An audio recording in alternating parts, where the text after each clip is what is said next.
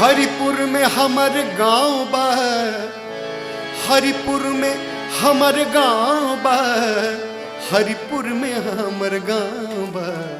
आ जइह गोरिया, आ जइह गोरिया, हरिपुर में हमर गाँव बा, आ जइह गोरिया, हरिपुर में हमर गाँव बा, आ जइह गोरिया, हरिपुर में हमर गाँव बा, हरिपुर में हमर गाँव बा, हरिपुर में हमर गाँव बा, आ जइह, अरे आ जइह गोरिया, हरिपुर में हमर गाँव बा, आ जइह गोरिया।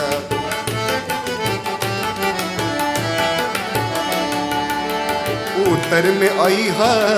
बरम पीढ़ी देख के, उत्तर में अइह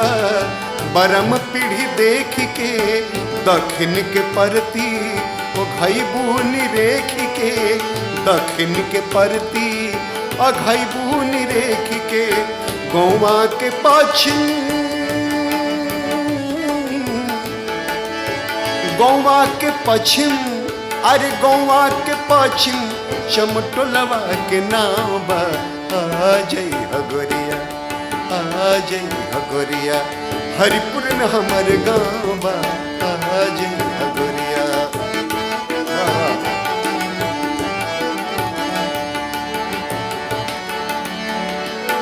गौवा के पूर्व पुरान एगो कुइया, गौवा के पूर्व पुरान एगो कुइया, चेंगन पोकन चिंटू खेलत होई है भुइया, चेंगन पोकन चिंटू खेलत होई है भुइया, गौवा के बीचे है,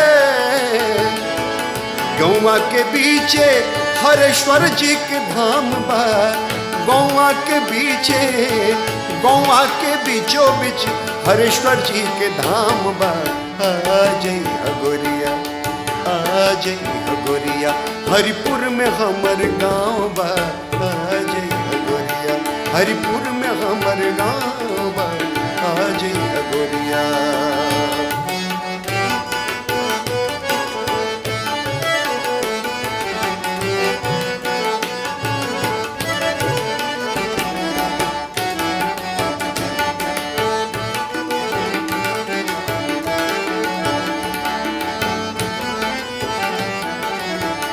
और आखिर में तीन बाड़ी बहिना हई चार भाई, तीन बाड़ी बहिना हई चार भाई, बाबूजी सचिदानंद, बाबूजी सचिदानंद, सुमित्रा जी माई, बाबूजी सचिदानंद, सुमित्रा जी माई, कहे हरिपुरी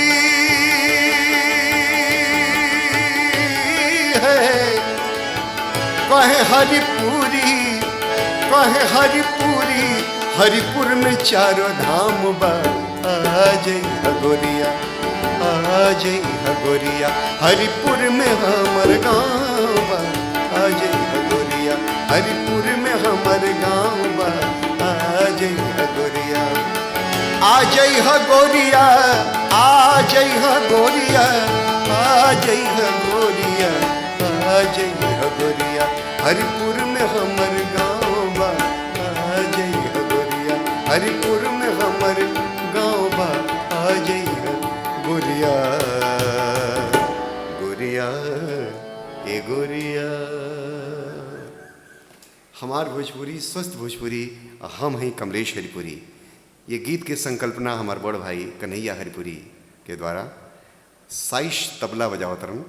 और आप सबसे आग्रह है बा, निहोरा बा, करबद्ध प्रार्थना बा कि ये चैनल के सब्सक्राइब करें, लाइक करें